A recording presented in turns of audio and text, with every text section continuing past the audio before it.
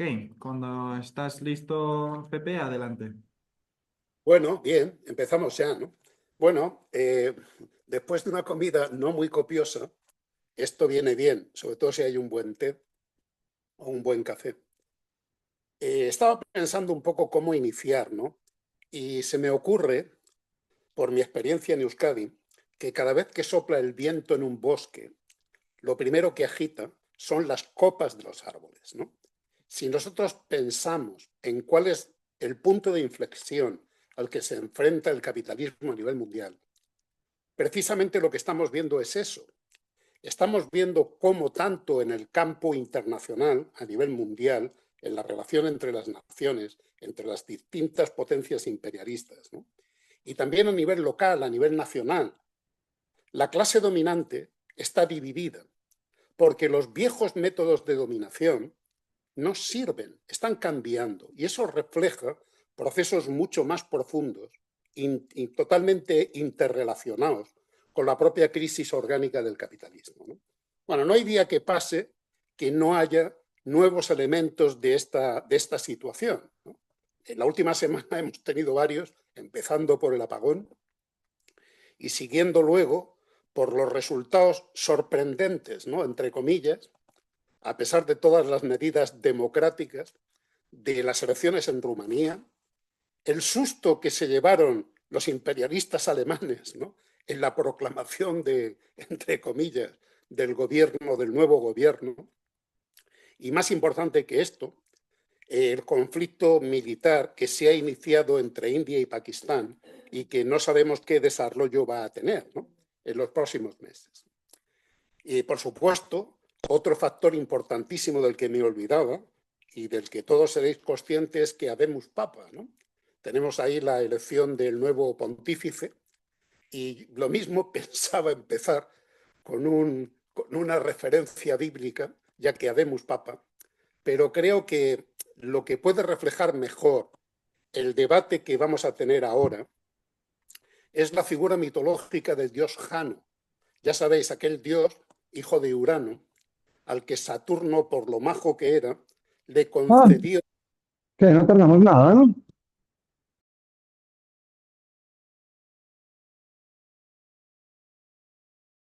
Perdona, Pepe, espera un momento. Que hubo audio, tengo que abrir tu micro. Disculpe. Vale, abre, si puedes abrir tu micro, te he solicitado. Es que otra persona estaba hablando. Vale, seguir, perdón. Y no, lo que digo es que el dios Jano le dio Saturno la posibilidad de tener dos rostros y poder entender el pasado, por qué ocurrían las cosas y las razones por las que ocurrían. Esa era la cara posterior, una cara oscura, y otra cara resplandeciente que le permitía mirar hacia el futuro, ¿no? Realmente yo creo que cuando hablamos de nuestra historia en la sección española, y no solo en la sección española, porque no podemos hablar solo de la sección española, porque nuestra sección está intrínsecamente vinculada con lo que son nuestras ideas fundacionales, nuestros principios, nuestro programa, nuestra doctrina, ¿no? Y totalmente ligado al trabajo que se mantuvo como hilo rojo conductor por la presencia, como luego veremos, ¿no?, de Ted Grant desde los años 30, ¿no?, y su capacidad de aportar al marxismo, ¿no? Entonces, lo primero que nosotros podemos afirmar es, hablando de nuestras ideas y de nuestras tradiciones y métodos, ¿no?, es que somos muy jóvenes, porque si lo pensáis, la ICR tiene 2 años, pero al mismo tiempo nuestras raíces son muy profundas. Nuestras raíces entran en el seno de las tradiciones de nuestra clase desde que prácticamente el socialismo adquiere un carácter científico. Como una tradición y como una concreción de lo que es construir el partido y lo que significa el partido, el factor subjetivo, nosotros siempre afirmamos que el partido fundamentalmente son ideas, programa, la capacidad de entender el mundo, como decían Marx y Engels, ¿no?, entender el mundo para transformarlo. Y si hay algo que ha caracterizado las ideas del marxismo, del socialismo científico desde siempre, y que está en nuestra médula, en nuestra herencia genética, es indudablemente que lo primero son las ideas. No por casualidad ya Carlos Marx, incluso con la primera experiencia cuando era un crío, ¿no? en 1843, después de la experiencia de lo que fue la Gaceta Renana, él afirmaba que la crítica no puede solventar la crítica de las armas, porque la fuerza material solo se puede destruir con fuerza material. Y añadía, pero las ideas, cuando se apoderan de la mente de las masas, se convierten en una fuerza material.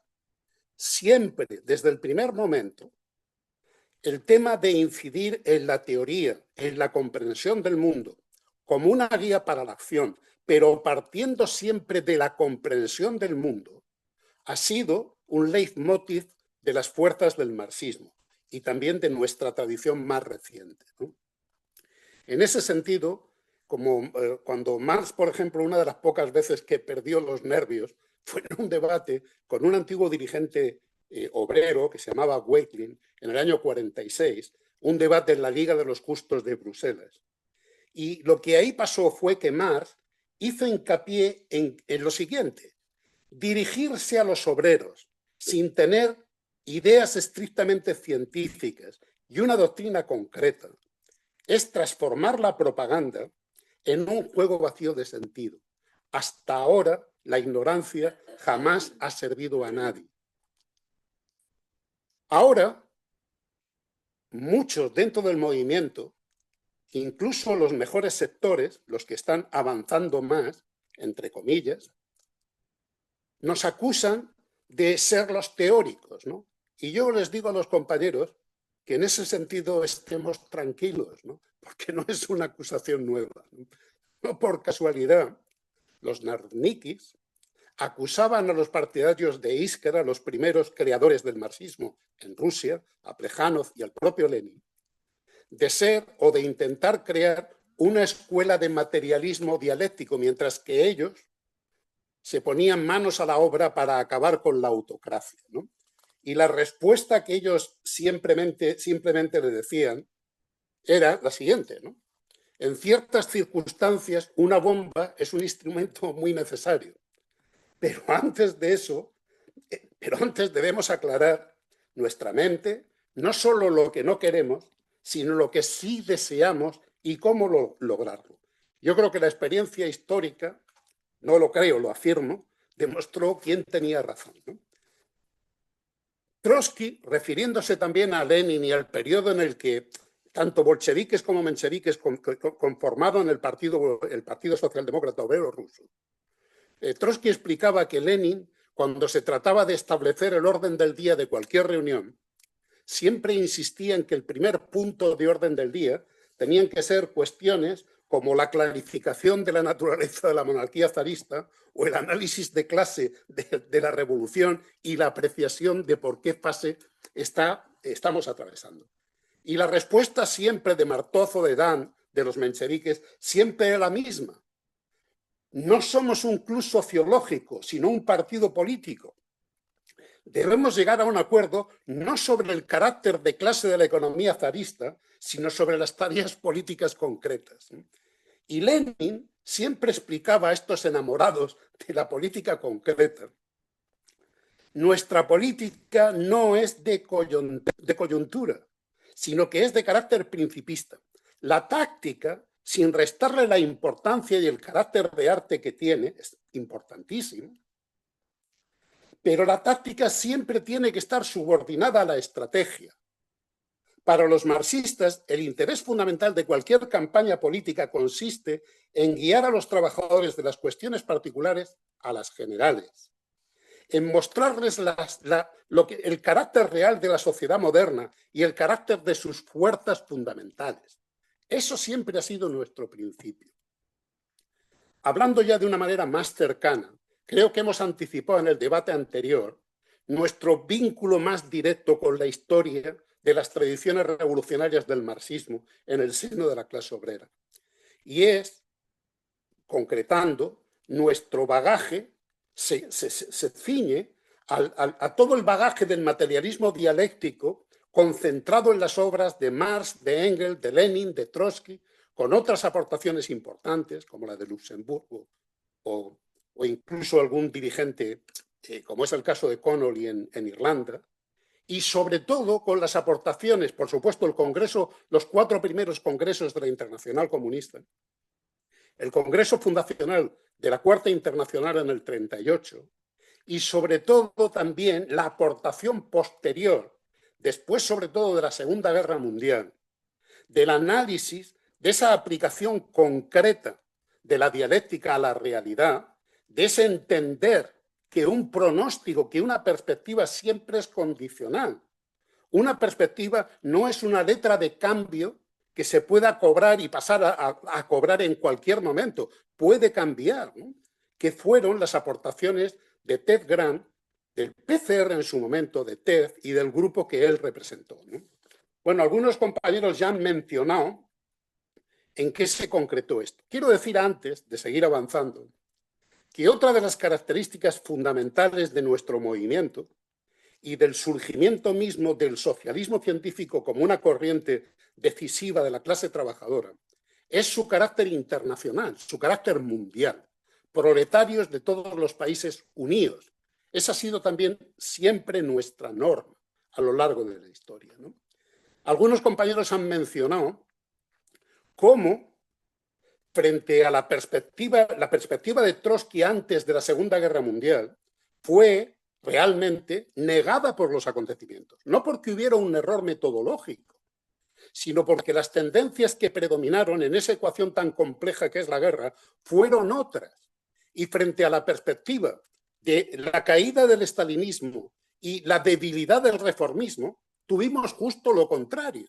Fortalecimiento del estalinismo en Rusia, por supuesto, en toda Europa del Este y más tarde con el triunfo de la Revolución China en el 49, en un sector importantísimo del mundo, y el desarrollo posterior de la Revolución colonial, y también de una forma democrática, el triunfo, la consolidación del capitalismo después de la traición política de los dirigentes, sobre todo estalinistas, en toda Europa occidental.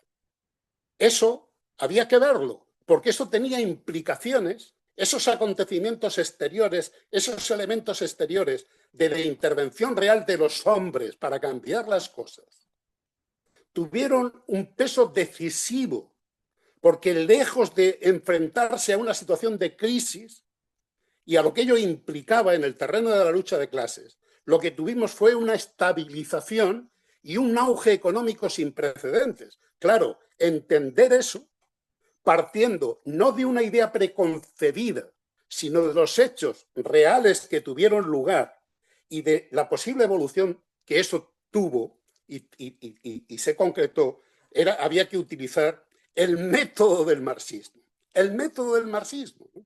Y eso fue lo que Ted pudo hacer.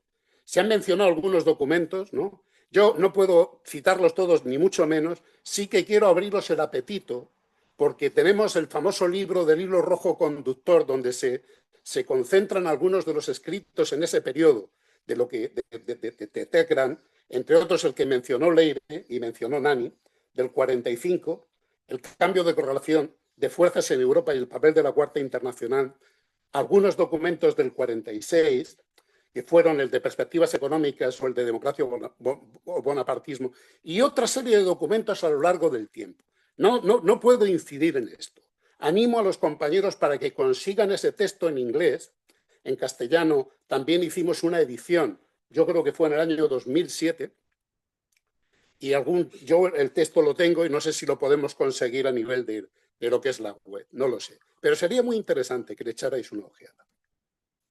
La realidad para las fuerzas del marxismo es que a pesar de que dieron la batalla dentro de los cuadros que tenían que continuar la obra de Trotsky, lo que comprobaron a lo largo de 25 años es que lejos de entender la nueva situación, cada año que pasaba de un error se conducía a otro error y eso se convirtió en una tendencia. Y nuestras fuerzas, quedaron reducidas a su más mínima expresión durante todo un periodo de tiempo, todos los años 50. Y en ese momento fue clave mantener los cuadros con una perspectiva correcta, comprender que esa estabilización del sistema iba a conducirnos a un aislamiento durante todo un periodo de tiempo y evitar tendencias ultraizquierdistas que efectivamente nos habrían alejado de la realidad, como ocurrió con los supuestos dirigentes de lo que había sido el intento por parte de Trotsky de construir la Cuarta Internacional. Esa es la cuestión central, ¿no? Y hago mucho hincapié en esto porque en ese momento el rol de Ted y más tarde el de Alan y otros camaradas que hoy siguen con nosotros fue determinante, sobre todo el rol de Ted como teórico central de la organización, el rol de Ted Graham. Nosotros surgimos directamente vinculados a esa tradición. Y además surgimos, fijaos, cuando un joven de 21 años viene desde Sudáfrica al Reino Unido para construir las fuerzas del genuino marxismo.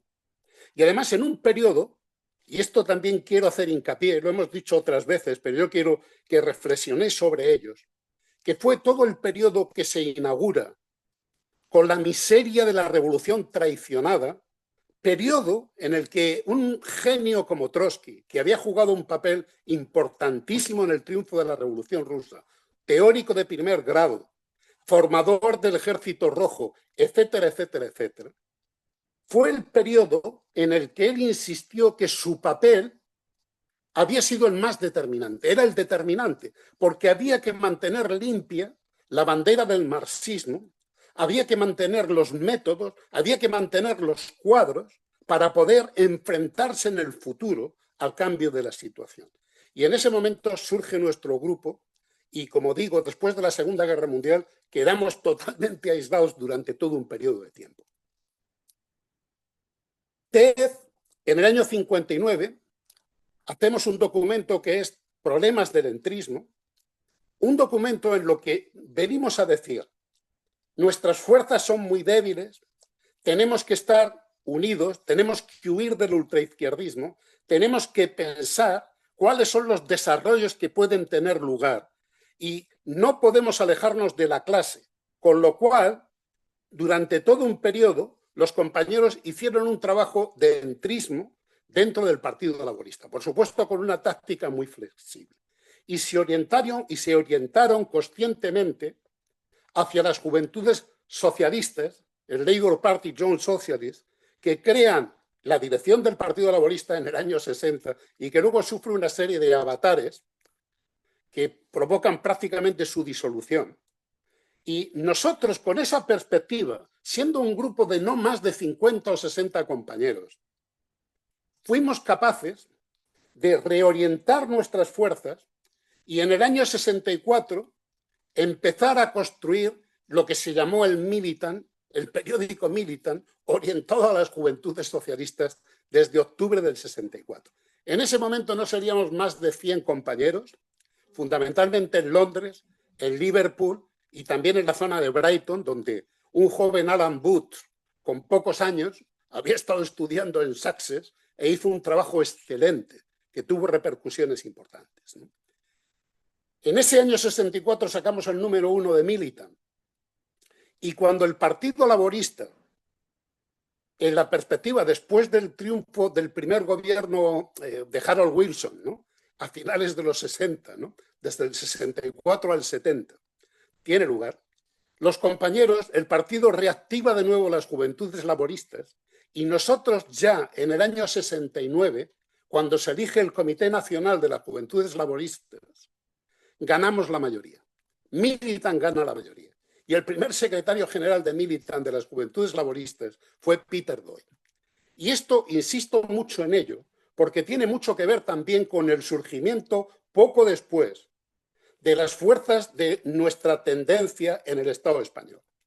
Porque una de las cosas que nuestros compañeros se plantean, ya en el 69, pueden tener una reunión con 41 delegados, ¿no?, 41 delegados en un pub de Londres, para plantearse un debate no solo de perspectivas para Inglaterra, sino de perspectivas mundiales y de tareas de intervenir y extender nuestras fuerzas.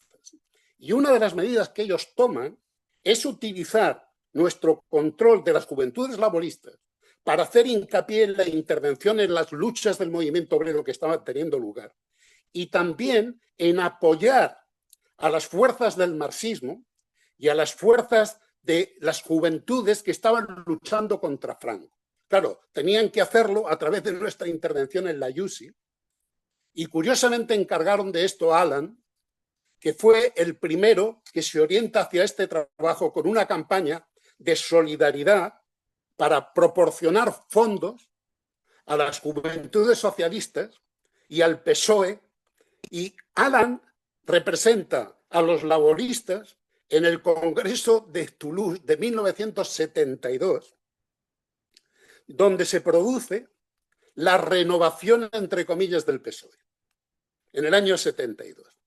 Y es a partir de ese momento en que con este trabajo Alan empieza a establecer los primeros vínculos con una serie de jóvenes. Es verdad, y esto quiero dejarlo bien claro, nuestra orientación a las juventudes socialistas y al movimiento socialista en ese momento no es porque fuesen las organizaciones decisivas de la clase obrera en el Estado español en la lucha contra Franco, en absoluto. La fuerza decisiva era el PC, pero sí era un campo que por estos puntos de apoyo que teníamos en el Reino Unido, era un campo favorable para nosotros.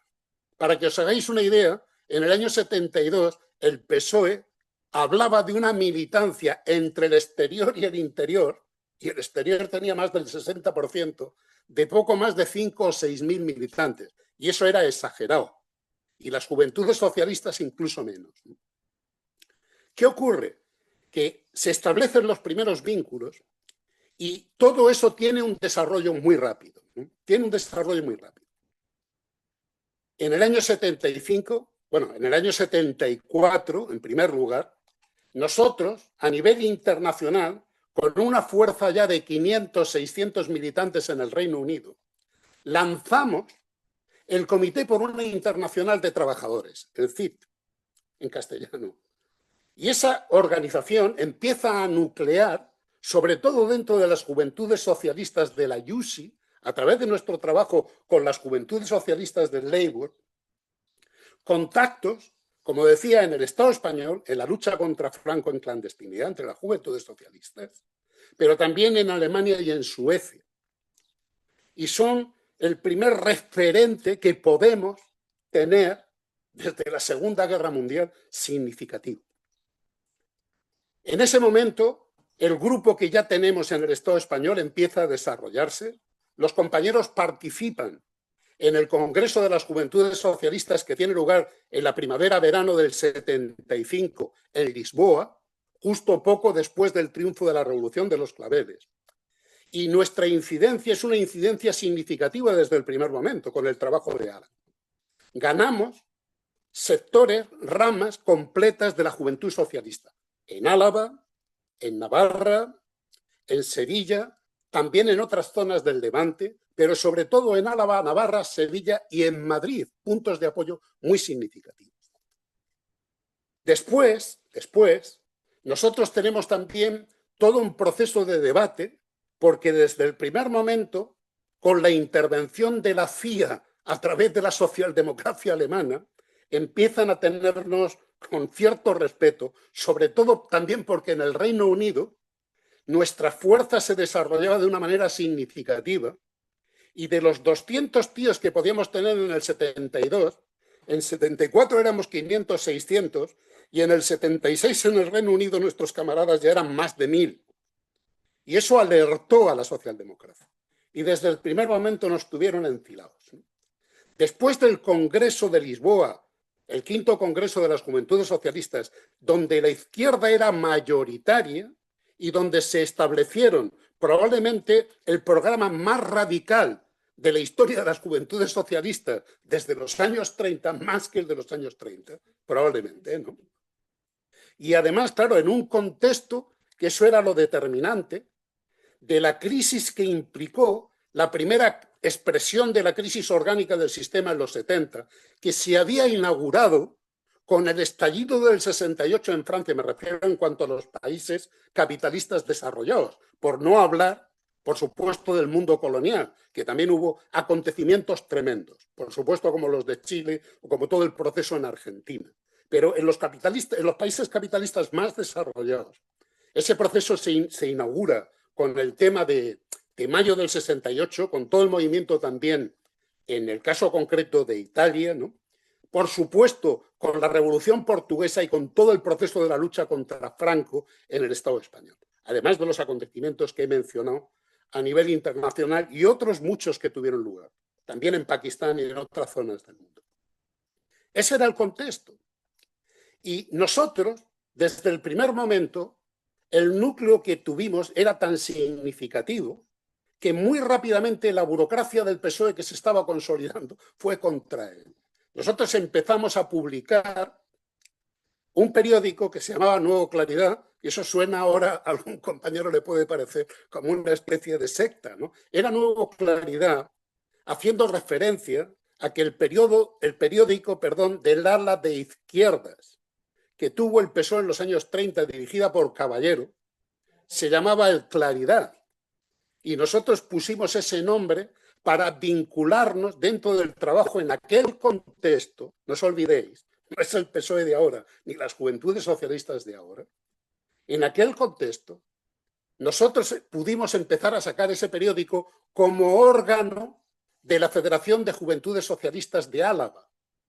Y de hecho, conseguimos, como he explicado antes, el control de sectores decisivos de las juventudes y también puntos de apoyo muy importantes en el movimiento sindical. Por ejemplo, nosotros dirigimos la UGT de Álava, incluso en Navarra durante un tiempo, y tuvimos puntos de apoyo significativos en toda una serie de zonas del Estado. La situación era tal que muy rápidamente tuvieron que tomar medidas. Por cierto, también esto coincidió con que en el caso concreto del laborismo habíamos tenido la experiencia del gobierno Wilson, que dura, como he dicho antes, hasta el año 70, en el que nosotros conseguimos una serie de pasos. Y después tuvimos la experiencia del gobierno conservador de Edward Heath, que significó también, en el caso concreto del Reino Unido, un proceso de radicalización tremendo, que se expresó sobre todo en las dos huelgas mineras del 72 y del 74, que acabaron con el gobierno de Heath. Y ahí nosotros dimos también un salto muy importante. Claro, después, la nueva elección de otro gobierno de Harold Wilson tras la experiencia de Edward Heath implicó que ya en el 81 la derecha del Partido Laborista inició la caza de brujas contra nuestros compañeros. Y lo mismo estaba ocurriendo en el caso concreto del Estado español. El grupo en el Estado español tenía tanta trascendencia desde el punto de vista del futuro y tantos puntos de apoyo que la dirección de la Internacional toma la decisión, además de los viajes que previamente había ido haciendo Alan para conseguir puntos de apoyo, de enviar a Alan Booth, a partir del 76 hasta el 83 aquí. Claro, el contexto era, para que os hagáis una idea, nosotros sacamos el primer número del Claridad como órgano de las Juventudes Socialistas de Álava en junio del 76. Nuestros camaradas del 76, en junio del 76, nuestros camaradas previamente habían intervenido en todo el movimiento de lo que fueron las huelgas que culminaron con el 3 de marzo en Vitoria del 76, y hay diferentes anécdotas que luego podemos comentar. Pero eso era un síntoma de cómo habíamos, de alguna manera, nos habíamos vinculado, intrincado, ¿no?, con un sector muy positivo de jóvenes radicalizados, y rápidamente, insisto, llegamos a tener una influencia prácticamente muy significativa en el conjunto de la juventud socialista e intervenimos en toda una serie de acontecimientos muy importantes, ¿no? De hecho, yo creo que el primer congreso fue el congreso que tuvimos, el primer congreso de la tendencia, fue el congreso que tuvimos en concreto en Tudela, que yo creo que fue, si no recuerdo mal, en el verano del 76 también, en el verano del 76. Ese fue el primer congreso de la organización. Y ya en el año 77-78, Alan podía decir que teníamos un grupo de más de 300 compañeros en el conjunto del Estado. Hay diferentes hitos en todo ese periodo que coincide con la parte, vamos a decir, más álgida de todo lo que fue la transición, que nosotros jugamos ahí un papel, ¿no? O por lo menos jugamos un cierto papel, por no exagerar. 30 Éramos minutos. un grupo pequeño, que no podíamos cambiar la situación, ni mucho menos, ¿no? Creo que uno de los primeros episodios fue, por supuesto, en el debate que hubo en el año 79, en el 27 Congreso del PSOE, en diciembre del 76, no, perdón, no en el 27, sino en el 28, en el año 79, a principios del 79, ¿no? Donde fue un compañero entonces que era militante nuestro, que hoy todavía es un amigo y compañero cercano, aunque no está militando, ¿no?, políticamente, Arturo Valderolmo, que era el secretario general de la UGT de Álava, fue el que defendió en la comisión política del PSOE de aquel entonces la necesidad de mantener el marxismo al que Felipe González había dicho que había que renunciar. Y fue un momento puntual en que efectivamente se vio forzado este hombre a dimitir, y fue la inconsistencia de los reformistas de izquierdas, que entonces tenían un peso significativo en el PSOE, lo que permitió que luego retomaran el control de la organización. Poco después tuvo lugar también el 13 Congreso ya legalizado de las Juventudes Socialistas, donde destruyeron la organización juvenil para evitar que nosotros ganáramos el control. Y se puede afirmar que a partir del 79 a nosotros nos excluyeron con medidas burocráticas, con expulsiones del movimiento socialista, ¿no? Yo creo que eso es algo importante. Algunos puntos significativos de nuestro desarrollo en ese periodo fue toda nuestra intervención el 23 de febrero del 81, que yo creo que explica muy bien Alan en el texto de la gran traición, referido a la transición. Y también otro punto importantísimo fue, ni más ni menos, que después de todo ese proceso de resaca, de incluso reacción que hubo por toda la frustración de que no se cumplieran las expectativas de las masas, que significó la traición de la transición, a partir del año 78 hasta el 80-81 y algo más allá, tuvimos la capacidad, siendo capaces de no perder el contacto con la situación, de dirigir el segundo estallido más importante que había tenido lugar entre la juventud desde la transición. El primero fue en el 79, que es el momento en que la lucha del movimiento obrero alcanza ya el cénit y luego empieza a caer de una manera brutal, con la política de pactos, con todo lo que significó la traición de la transición, el pacto de la Moncloa y más tarde el acuerdo, el AMI, y bueno, hubo 3 pactos sociales en 4 años, ¿no?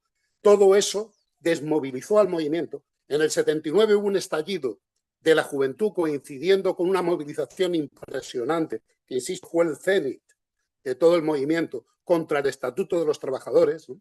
Y el siguiente estallido tiene lugar ya después de la elección del gobierno de Felipe González y del proceso en que empezaban a estabilizar el sistema, con la incorporación a lo que era la Comunidad Económica Europea y, por supuesto, con la incorporación abierta en la OTAN, con un referéndum desde la postura inicial de la socialdemocracia, que era OTAN no, se pasó a OTAN sí, y ganaron por los pelos, pero lo ganaron, ¿no? Y en ese momento tuvo lugar, insisto, el estallido más grande de la juventud en este país, que fueron las movilizaciones estudiantiles que tuvieron lugar desde el 4 de diciembre del 86 hasta febrero del 87.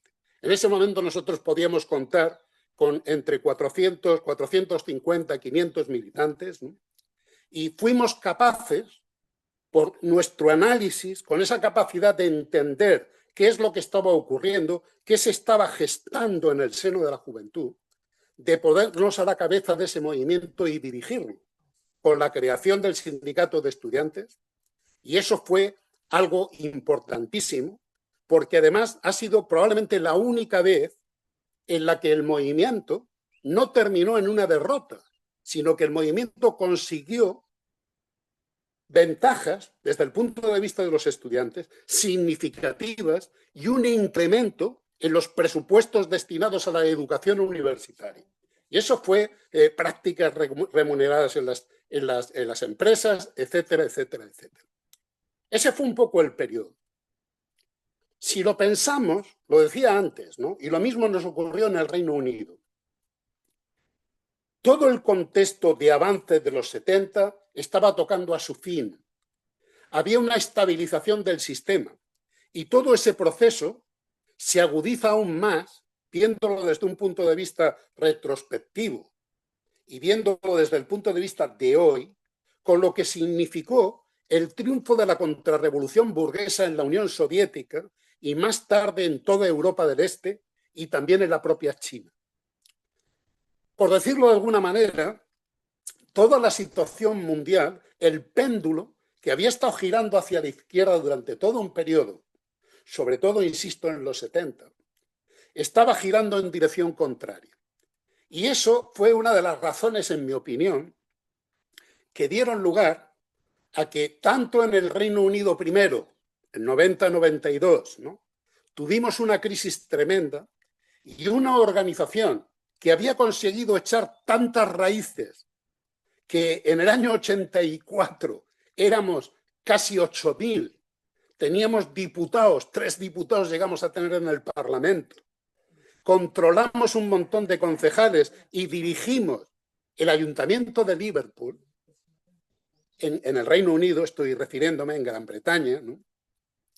En ese momento, y en el momento también en el que el Estado español dirigimos la primera movilización importante que hubo contra la guerra, en concreto con lo que fue la ocupación de Kuwait por Saddam Hussein y la intervención imperialista allí en Irak, la primera intervención imperialista en Irak, movimiento que nosotros dirigimos y encabezamos también en el Estado español. Justo en ese momento, en el momento más álgido, el no entender este nuevo, vamos a decir, giro brusco de la situación, este cambio abrupto de las condiciones, provocó la crisis en el caso concreto de la sección británica y 2 años después, o un año y poco después, también en el caso concreto de la sección española. Yo creo que esto es algo muy, muy, muy importante que nosotros tenemos que ver. La verdad es la siguiente, Ted lo decía muchas veces, ¿no? Si hay errores, y aquí vamos a hablar un poco de lo que son los métodos de construcción de la organización y lo que son también el papel que tiene que jugar la dirección.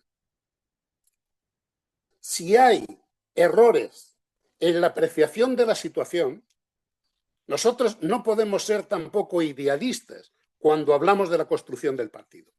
Tenemos que ser dialécticos también en eso. E igual que un organismo vivo sufre crisis a lo largo de su desarrollo, y esas crisis sobre todo se dan en momentos de cambio, en momentos en que ha cambiado de una manera drástica la situación.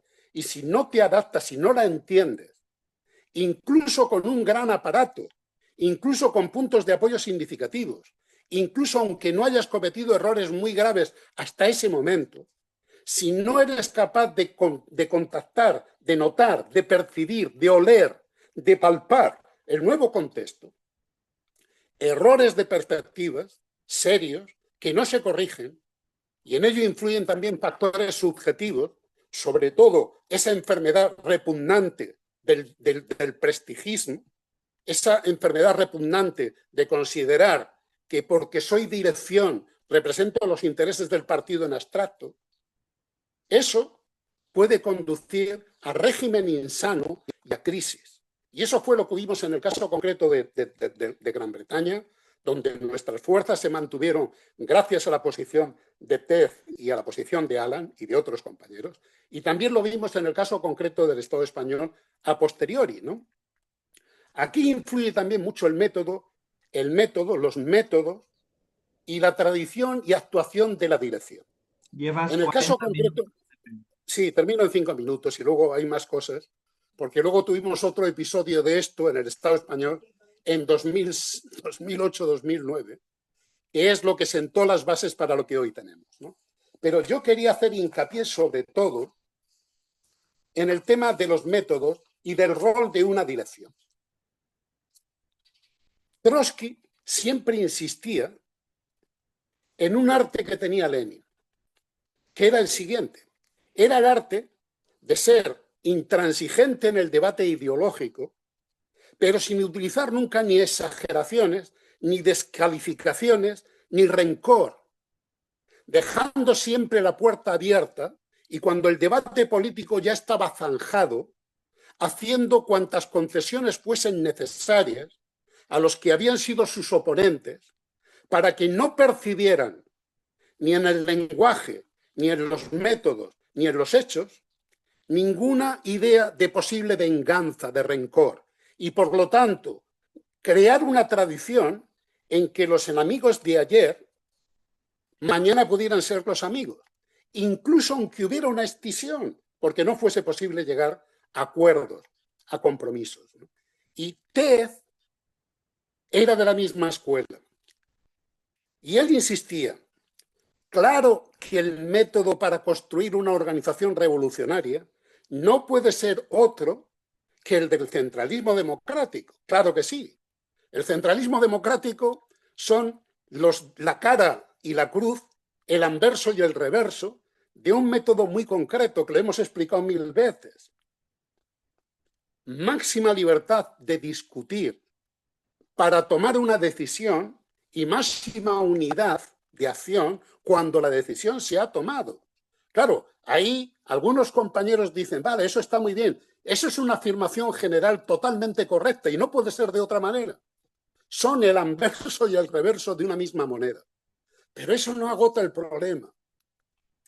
Porque una autoridad, la única autoridad que puede tener una dirección, es una autoridad política y moral. Y como decía Ted una y otra vez, una organización tiene que pensar que el centralismo democrático es como una navaja de afeitar. En manos expertas, si lo que se consigue es quitar todos los elementos, vamos a decir, añadidos, que no tienen nada que ver con el fondo político, ir al fondo político para elevar el nivel de todos y evitar el rencor y la saña y, por supuesto, el uso de ninguna amenaza ni referencia ni al centralismo democrático ni a la disciplina, esa navaja te hará un afeitado maravilloso. Pero como esa navaja se use mal, lo que puede ocurrir es que provoque una carnicería. Y eso es algo sobre lo que tenemos que reflexionar. Tiene que ver mucho con nuestras tradiciones. En el debate en concreto que tuvimos, que dio lugar a la primera crisis de la sección justo después de la crisis en el Reino Unido, no fue exactamente el mismo proceso. No lo fue. Pero sí que hubo muchos elementos de errores y sobre todo, en mi opinión, y eso es una opinión particular, exageraciones, que indicaban dos cosas. Uno, que no había un nivel político suficientemente elevado. Dos, elementos de cansancio por toda la situación previa y un cambio abrupto de la situación que requería ajustar. Y tres, otro factor importante que también se dio en todo ese debate, que reflejaba ese bajo nivel, en mi opinión, que había en el conjunto de la organización, fue que no se sacaban conclusiones en base a los datos, sino que ideas preconcebidas se cubrían, se llenaban con exageraciones y argumentos que apuntaban en esa dirección. Y desafortunadamente, esa dinámica no se cambió radicalmente y posteriormente tuvimos otro problema. Terminar diciendo que fue en el contexto de estas crisis que tuvieron lugar cuando de nuevo tuvimos que empezar a reconstruir la organización a nivel internacional. Y eso se concretó en la reunión que tuvimos en Tarragona en el año 92 para crear lo que fue la corriente marxista internacional. Después, el trabajo fue un trabajo significativo, muy significativo, un trabajo también contra la corriente durante bastante tiempo, por lo menos hasta la crisis de 2007-2008. Fue un trabajo en esa dirección, donde podías ganar uno o dos pequeños grupos, consolidar cuadros, ¿no? Esa es la realidad. Y no por casualidad, ya con esto acabo, no por casualidad, nosotros en el año 95 sacamos la primera edición del libro maravilloso, elaborado por Tez y por Alan, de Razón y Revolución, en un momento en que cuando tú te presentabas ante alguien hablando del marxismo, más de uno te decía, joder, pero si eso todavía existe. Nosotros ahí volvimos a hacer hincapié en esto que es lo decisivo, en mi opinión, que es lo fundamental. Compañeros, yo la verdad es que os digo lo siguiente. Nosotros tenemos mucho que aprender. Nosotros tenemos además que ser conscientes de que el camino no es un camino sencillo y que el proceso de la construcción de una organización revolucionaria no es sencilla. Pero eso es inevitable porque de lo que se trata es de la tarea más importante de la historia, que es cambiar el mundo. Y simplemente terminar haciendo hincapié en una máxima que fue una máxima que desde su más tierna juventud le encantaba a Carlos Marx. Tenemos que seguir construyendo, trabajando por la humanidad.